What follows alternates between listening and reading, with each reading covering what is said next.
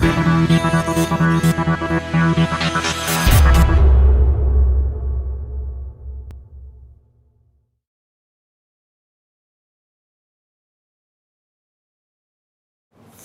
equity vesting is one of the most important terms in startup shareholder agreement. One of the most common mistakes that startup founding teams make is not vesting founder equity. Let's talk about founder equity vesting, why it's so important, and why so many founding teams fail to do it properly. Let's imagine a typical startup. The startup is raising $500,000 to develop a new, really exciting autonomous vehicle related technology.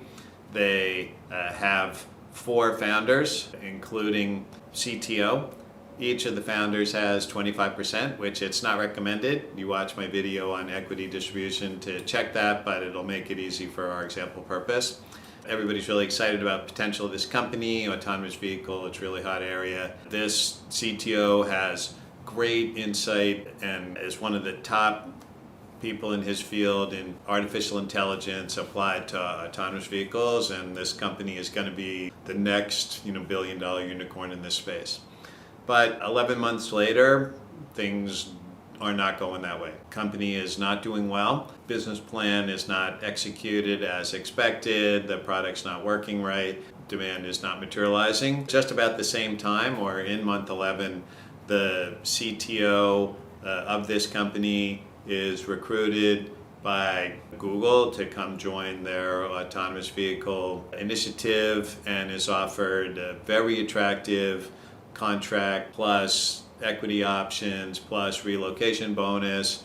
That CTO also has some recent changes in their life. He just had a new baby and he's thinking about the future. What's he gonna do? He doesn't struggle too long with this decision. He takes the offer from Google, he leaves the startup, he moves to California with his new family. Everything is happy for him.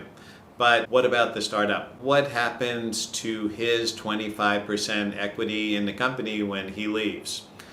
In the absence of any sort of agreement to the contrary, he takes his 25% equity with him.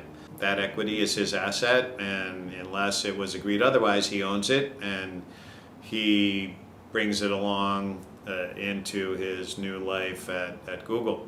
In the meantime, the 3 existing remaining founders of that startup are continuing to struggle. They are living in a small apartment, sitting and sleeping on the floor and eating ramen noodles 3 meals a day to try to save money. The ex-CTO is posting everyday pictures of his new and videos of his new happy life on the West Coast and how exciting and happy he's become since he left the startup. This just makes his ex-founding partners feel even more miserable. They have a more pressing problem is they need a new CTO, and that new CTO wants a significant equity stake in the company. Where is the equity going to come from? It's going to come from existing shareholder. When the new CTO comes in, existing shareholders are all going to be diluted, including the ex-CTO who left, but the pain of that dilution will be felt much more acutely by the founding team that's remained in the company. This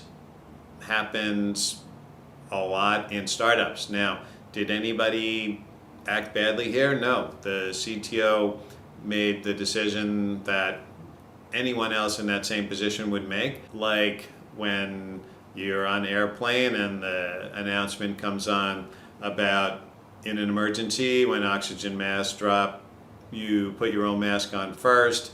That's exactly what he did, and that's what he arguably should have done in that situation. How could this situation have been avoided? This could all have been avoided if founders' equity was subject to vesting, as it should have been. Typical founder equity vesting schedule looks something like each founder will vest their equity over 4 years, 25% per year, but with a 1-year cliff. If founder leaves the company or is fired for a cause from the company within the first year, they would leave with no equity. In our example, that's exactly what would have happened because that founder left under their own steam in month 11. This is much fairer to everybody and avoids this problem of departing founders or inactive founders becoming dead equity in the company. Equity in a startup that is held by anyone other than active founders,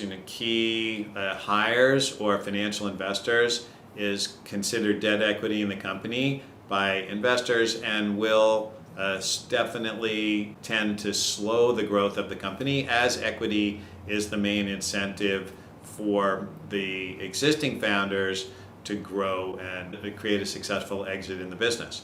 Although equity vesting for founders is often requested by or motivated by investors, it's actually in the best interest of the founding team that all founders have equity vesting. Because for any founding member that's not going to leave the team, the equity vesting is going to work in their favor. One issue that sometimes arises is a founding team member may have been working on the company for a long time prior to the investment round in which founder equity vesting was implemented. Therefore, they might feel that even if they leave within the first year, they're due some equity because of the contribution to date.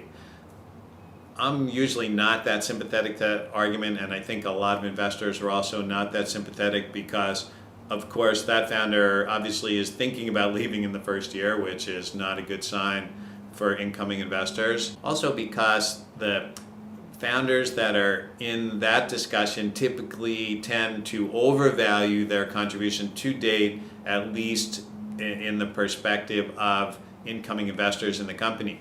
I like to put it this way. Let's say the current value of the company is at a seed stage should be something like 30 times less than the ultimate exit valuation is going to be, meaning seed stage investors should be looking at returns like 30x on their investment, which means that the current value of the company is only around 3% of the exit valuation. That implies that the contribution of all of the founding team members up until the point of investment is only 3% of the ultimate value of the company. If we have 4 team members and we split 3%, each one gets slightly less than 1% pre-vested, meaning excluded from their vesting cliff, then that might be fair and reasonable. But oftentimes, founders who want pre-vesting are looking at much larger pre-vesting amounts.